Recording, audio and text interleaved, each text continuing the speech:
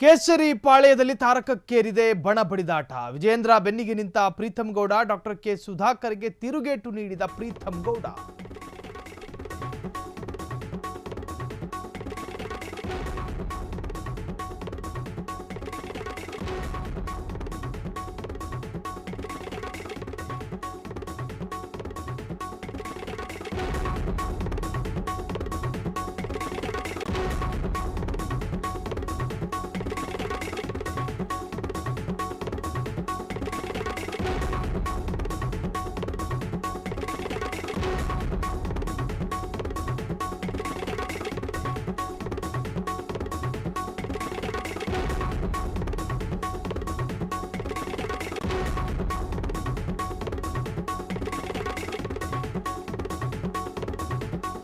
ಕೇಸರಿ ಪಾಳ್ಯದಲ್ಲಿ ಬಣ ಬಡಿದಾಟ ಈಗ ತಾರಕಕ್ಕೇರಿದೆ.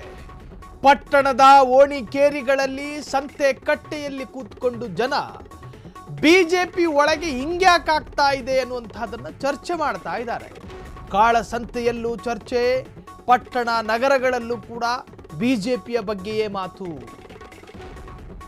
ನಿನ್ನೆ ಸುಧಾಕರ್ ಮಾತಾಡಿದ್ದು ನನಗೆ ಅರ್ಥ ಆಯಿತು. ನೋಡಿ, ಇದು ಪ್ರೀತಮ್ ಗೌಡ್ರು ಇವತ್ತು ಎಂಟ್ರಿ ಕೊಟ್ಟಿದ್ದಾರೆ. ನಮ್ಮ ಪಕ್ಷಕ್ಕೆ ಸುಧಾಕರ್ ಬಂದು 5 ವರ್ಷ ಅಷ್ಟೇ ಆಗಿದ್ದು, ತಾವು ಹೇಳಿದಂತೆ ಕೇಳಬೇಕೆಂಬ ಮನಸ್ಥಿತಿಯಿಂದ ಸುಧಾಕರ್ ಹೊರಗೆ ಬರಬೇಕು, ವಿಜೇಂದ್ರ ಶಕ್ತಿ ಬಗ್ಗೆ ಮಾತಾಡುವುದು ಬೇಡ ಎಂದು ವಾರ್ನಿಂಗ್. ಇವತ್ತು ಬಣ ಬಡಿದಾಟಕ್ಕೆ ಪ್ರೀತಮ್ ಗೌಡ ಎಂಟ್ರಿ ಕೊಟ್ಟಿದ್ದಾರೆ. ಅವ್ರದೇ ಪಾಪ ಅಲ್ಲಾಡ್ತಾ ಇದ್ದ ಅಸ್ತಿತ್ವ ಅವರೇ ಉಳಿಸ್ಕೊತಾರೋ ಇಲ್ವೋ ಅನ್ನುವಂಥದ್ದು ಒಂದು ಚರ್ಚೆ. ಅದ್ರ ಜೊತೆಗೆ ಬಂಡಾಯ ಎದ್ದಿರುವಂತಹ ಸುಧಾಕರ್ ಬಗ್ಗೆ ಮಾತನಾಡೋದಕ್ಕೆ ಇವತ್ತು ಪ್ರೀತಮ್ ಗೌಡ ಎಂಟ್ರಿ ಕೊಟ್ಟಿರುವಂತಹದ್ದು.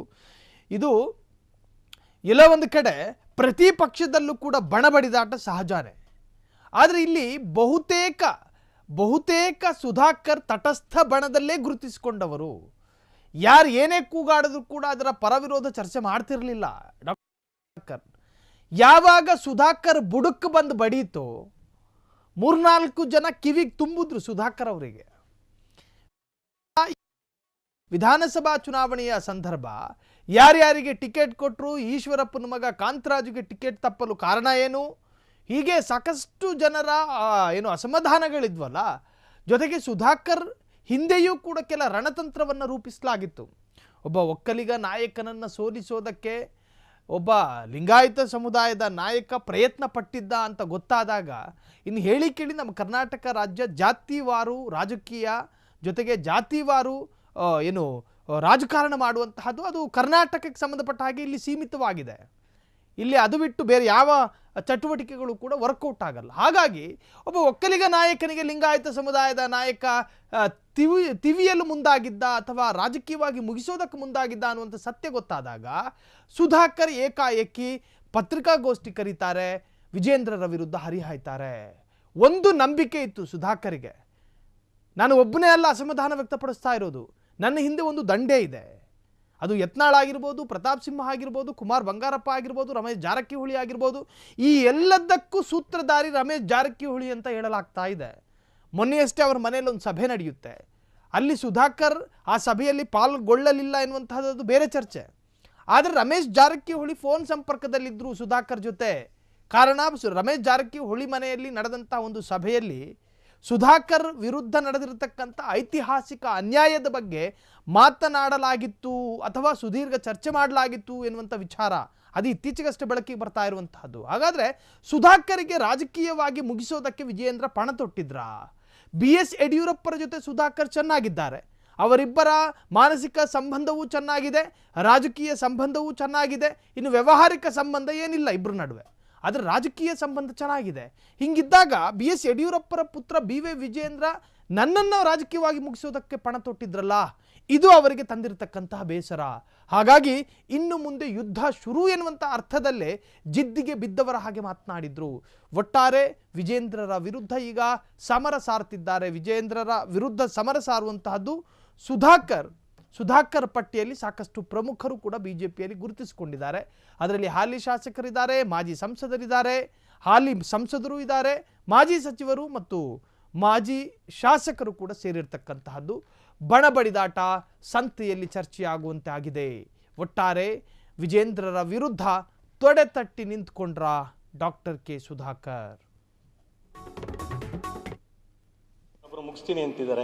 ಸ್ವಂತ ಶಕ್ತಿ ಮೇಲೆ ನಂಬಿಕೆ ಇಲ್ದೋದ್ರೆ ಬೇರೆಯವ್ರು ಮುಗಿಸ್ತಾರೆ ಅಂತೇಳಿ ಅನ್ಕೊಳ್ತಾರೆ. ನನ್ನ ಶಕ್ತಿ ಮೇಲೆ ನನಗೆ ನಂಬಿಕೆ ಇದ್ರೆ ಬೇರೆಯವ್ರು ಮುಗಿಸೋಕೆ ಬಂದ್ರೆ ನಾನು ಉಳ್ಕೊಳ್ಳೋದೇ ರಾಜಕಾರಣ. ಆ ಕಲೆ ಗೊತ್ತಿದ್ರೆ ರಾಜಕಾರಣದಲ್ಲಿ ಇರಬೇಕು, ಇಲ್ಲ ಅಂತ ಹೇಳಿದ್ರೆ ಮನೇಲಿರ್ಬೇಕು. ನನ್ನ ರಾಜಕಾರಣ ಮಾಡುವಂತ ಬಂದು ಯಾರು ಹೇಳಿದಾರ? ನಾನು ಸೇವೆ ಮಾಡಬೇಕು, ಜನರ ಸೇವೆ ಮಾಡಬೇಕು, ಸಮಾಜಕ್ಕೆ ಕೆಲಸ ಮಾಡಬೇಕು ಅಂತೇಳಿ ಬಂದಿದ್ದೀನಿ. ಅದರ ನಡುವೆ ಎಲ್ಲ ರೀತಿಯಾದಂಥ ಸಂಘರ್ಷಗಳಿರುತ್ತೆ. ಆ ಸಂಘರ್ಷವನ್ನು ಮೀರಿ ಪಕ್ಷದಲ್ಲಿ ಉಳಿದು ಪಕ್ಷವನ್ನು ಕಟ್ಟಿ ಜನರ ಪ್ರೀತಿಯನ್ನು ಗೆಲ್ಲೋದೇ ರಾಜಕಾರಣ. ಆ ರಾಜಕಾರಣ ಎಲ್ಲರಿಗೂ ಗೊತ್ತಿದೆ. ಭಾಳ ಇನ್ನೋಸೆಂಟಾಗಿ ಮಾತನಾಡೋದು ಬೇಡ. ಅವ್ರವ್ರ ರಾಜಕಾರಣ ಅವ್ರು ಮಾಡಿದ್ದಾರೆ. ಟಿಕೆಟ್ ಕೊಟ್ಟರೆ ಪಾರ್ಟಿ ಒಳ್ಳೇದು, ನಾನು ಹೇಳಿದವ್ರು ಜಿಲ್ಲಾಧ್ಯಕ್ಷರು ಮಾಡೋರು ಪಾರ್ಟಿ ಒಳ್ಳೇದು, ಇಲ್ಲಾಂದ್ರೆ ಪಾರ್ಟಿ ಒಳ್ಳೇದಿಲ್ಲ ಅಂದರೆ ಎಲ್ಲ ಟೈಮಲ್ಲೂ ಒಳ್ಳೇದಾಗಕ್ಕಲ್ಲ. ಕೆಲವು ಟೈಮು ತಂದೆ ತಾಯಿಗಳೇ ಮಕ್ಳಿಗೆ ಏನಾದರೂ ಹೇಳಬೇಕಾದ್ರೆ ಒಂದು ಮೊಬೈಲ್ ಕೊಡ್ಸೋರು ಲ್ಯಾಪ್ಟಾಪ್ ಕೊಡಿಸ್ಬೇಕಾದ್ರೆ ಮುಂದಿನ ಸಲ ಕೊಡ್ಸೋಣ ಅಂತಾರೆ. ಯಾಕಂದರೆ ಎಲ್ಲ ಕೊಡ್ಸೋರು ಹೇಳಿದ ಮಾತು ಕೇಳಲ್ಲ ಅಂತ ಹೇಳಿ ಹಂಗಿದೆಲ್ಲ ಟೆಸ್ಟಿಂಗ್ ಪೀರಿಯಡ್ ಇರುತ್ತೆ. ನಾನಾಗಲಿ ಸುಧಾಕರ್ ಅವರಾಗಲಿ ಒಬ್ಬರು ಸಾಮಾನ್ಯ ಕಾರ್ಯಕರ್ತರಾಗಿರಬೇಕು. ಚಿಕ್ಕಬಳ್ಳಾಪುರ, ಕೋಲಾರ ಮತ್ತು ಬೆಂಗಳೂರು ಗ್ರಾಮಾಂತರ 3 ಜಿಲ್ಲೆಯಲ್ಲಿ ಬರಲಿ, ಪಕ್ಷ ಕಟ್ಟಲಿ, ಇವೆಲ್ಲ ಅಹಮ್ಮಿನ ಮಾತುಗಳನ್ನ ಬಿಡಬೇಕು. ಇವ್ರನ್ನೇ ಮಂತ್ರಿ ಮಾಡಿ ಇವ್ರನ್ನೇ ಚಿಕ್ಕಬಳ್ಳಾಪುರ ಜಿಲ್ಲೆ ಕೊಟ್ಟಿದ್ವಿ, ಅವರೇ ಗೆಲ್ಲಿಲ್ಲ ಪಾಪ. ಅಂದರೆ ಇವರು ವಿಜೇಂದ್ರ ಅವರು ಬಂದು ಪಕ್ಷ ಕಟ್ಟಲಿ ಅಂತೇಳಿ ಮಾತನಾಡೋದು ದುರಂಕಾರದ ಮಾತಿದೆಯಲ್ಲ, ಅದನ್ನು ನಿಲ್ಲಿಸಬೇಕು. ಯಡಿಯೂರಪ್ಪ ಸಾಹೇಬರು ನಮ್ಮ ನಾಯಕರು, ಭಾರತೀಯ ಜನತಾ ಪಾರ್ಟಿಯನ್ನು ಕಟ್ಟಿರೋ ಅಂಥವ್ರು, ಅವ್ರ ಬಗ್ಗೆ ಮಾತನಾಡಬೇಕಾದ್ರಾಗಲಿ, ವಿಜೇಂದ್ರ ಅವರು ಒಬ್ಬ ವ್ಯಕ್ತಿ ಅಲ್ಲ, ನಮ್ಮ ರಾಜ್ಯದ ಅಧ್ಯಕ್ಷರು. ಆ ಅಧ್ಯಕ್ಷ ಸ್ಥಾನಕ್ಕೆ ಗೌರವ ಕೊಟ್ಟು ಮಾತನಾಡೋ ಅಂಥದ್ದನ್ನು ಕಲಿಬೇಕು. ಅವರು ಅದು ಬಿಚ್ಚಿಡ್ತೀನಿ ಇದು ಬಿಚ್ಚಿಡ್ತೀನಿ ಅಂತೇಳಿ ಮಾತನಾಡೋದನ್ನು ಕಾರ್ಯಕರ್ತರು ಗಮನಿಸಿದ್ದಾರೆ. ಬೇರೆಯವ್ರದ್ದೇನು ಬಿಚ್ಚಿಡೋದು ಬೇಡ, ಇವ್ರದ್ದೇನಾದ್ರು ಬಿಚ್ಚಿದ್ರೆ ಅದನ್ನು ಮುಚ್ಕೊಬಿಟ್ರೆ ಸಾಕು. ಬೇರೆಯವ್ರ ಬಗ್ಗೆ ಯಾವುದನ್ನು ಬಿಚ್ಚಿಡೋದು ಬೇಡ. ಮತ್ತು ಏನು ಮಾತಿನ ಶೈಲಿ ಇದೆ ಅದನ್ನು ಮಿಸ್ಟರ್ ಸುಧಾಕರ್, ನೀವು ಡಾಕ್ಟರ್ ಸುಧಾಕರ್ ಆಗಿರ್ಬೋದು, ಗಂಭೀರವಾಗಿ ನಡ್ಕೊಂಡು ಪಕ್ಷದ ಚೌಕಟ್ಟಿನೊಳಗಿರಬೇಕು ಅಂತೇಳಿ ನಾನು ಕಾರ್ಯಕರ್ತರ ಪರವಾಗಿ ಮನವಿ ಮಾಡ್ತೀನಿ. ಕಾರಣ, ನೀವು ಬಂದಿಲ್ಲಿ ಕಾರ್ಪೊರೇಟ್ ಸ್ಟೈಲಲ್ಲಿ ಬಂದು 4 ವರ್ಷ ಅಧಿಕಾರ ಅನುಭವಿಸಿ ನೀವು ಹೇಳ್ದಂಗಾದರೆ ಸಂತೋಷ. ನೀವು ಹೇಳಿದ್ದಾಗಲಿಲ್ಲ ಅಂತೇಳಿ ಹೇಳಿದ್ರೆ ನಾನು ಯೋಚನೆ ಮಾಡ್ತೀನಿ ಅಂತೇಳಿ ಹೇಳಿದ್ರೆ ನಿಮ್ಮ ಈ ಮನಸ್ಥಿತಿಗೋಸ್ಕರನೇ ಪಕ್ಷ ತೀರ್ಮಾನ ಮಾಡೋದು ಅಥವಾ ಕಾರ್ಯಕರ್ತರು ತೀರ್ಮಾನ ಮಾಡೋದು ಎಲ್ಲ ನಿಮ್ಮ ಕೈಲಿ ಇರಬಾರ್ದು, ಪಕ್ಷದ ಕೈಲೂ ಇರಬೇಕು. ನೀವು ಒಬ್ಬರು ಪಕ್ಷದ ಸದಸ್ಯರಾಗಿ ನಾಳೆ ಮತ್ತೆ MP ಆಗಿದ್ದೀರಿ, ಮತ್ತೆ MP ಆಗ್ತಿರೋ, ಶಾಸಕರಾಗ್ತಿರೋ, ಪಕ್ಷ ನಿಮ್ಗೆ ಸಹಕಾರ ಕೊಡುತ್ತೆ. ಆದರೆ ಇಡೀ ಪಕ್ಷನೇ ನೀವು ಹೇಳ್ದಂಗೆ ಕೇಳಬೇಕು ಅನ್ನೋ ಮನಸ್ಥಿತಿಯಿಂದ ದಯಮಾಡಿ ಹೊರಗೆ ಬನ್ನಿ. ನೀವು ಕೂಡ ನಮ್ಮಂಗೆ ಒಬ್ಬರು ಸಾಮಾನ್ಯ ಕಾರ್ಯಕರ್ತರು, ಏನು ಇಲ್ಲದಿರೋ ಕಡೆ ಗೆದ್ದಿದ್ದೀವಿ ಅಂತೇಳಿ ಹೇಳಿದರು. ಸುಧಾಕರ್ ಅವರ ಮಾತುಗಳನ್ನ ಸೂಕ್ಷ್ಮವಾಗಿ ಗಮನಿಸಿ ರಾಜ್ಯದ ಪ್ರಮುಖರು ಅವ್ರಿಗೆ ಕರೆದಿ ಮಾತನಾಡೋಂಥ ಅವಶ್ಯಕತೆ ಇದೆ ಅಂತ ನನಗನ್ಸಿದೆ. ಕಾರಣ, ಇವತ್ತಿಗೆ ಒಂದು 5 ವರ್ಷ ಆಗಿದೆ ಅವರು ಭಾರತೀಯ ಜನತಾ ಪಾರ್ಟಿಗೆ ಸೇರಿ. ಒಬ್ಬರು ಶಾಸಕರಾಗಿದ್ದಂಥವರು ಭಾರತೀಯ ಜನತಾ ಪಾರ್ಟಿಯ ಸರ್ಕಾರ ಬರಬೇಕು, ಯಡಿಯೂರಪ್ಪ